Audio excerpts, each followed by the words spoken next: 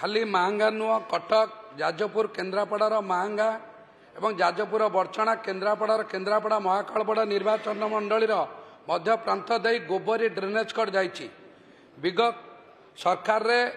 अनुरोध पर मु धन्यवाद देवी माननीय मुख्यमंत्री को आसंता 25-26 आर्थिक वर्ष रे से एक बजेट प्रोविजन रखिछंती तार पुनरुद्धार पे मु अनुरोध करुच्ची माननीय मंत्री के आपण जरिया ये मान्यवर विधायक महाकालपड़ा अच्छा मान्यवर विधायक केन्द्रापड़ा गणेश्वर बेहरा अच्छा और मान्यवर विधायक बर्चणा अच्छा जे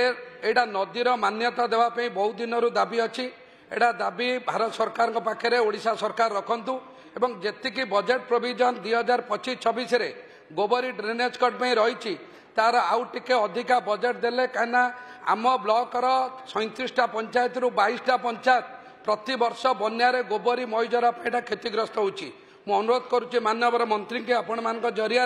ए प्रस्तावटा भारत सरकार पाखे रखिबे एवं गोबरीर नदी बंध को केंद्र अधिक सुरक्षित एवं उच्च करा जिवो सेतिपई यत्नवान हेबे। धन्यवाद। मान्यवर मैडम स्पीकर मु धन्यवाद देवी मान्यवर विधायक शारदा प्रधान महाशय को जैसे धन्यवाद अर्पण करिसेंती मान्यवर मुख्यमंत्री मोहन चरण माझी जी को एवं आपण जानिछंती बजेट रे मध्य गोबरी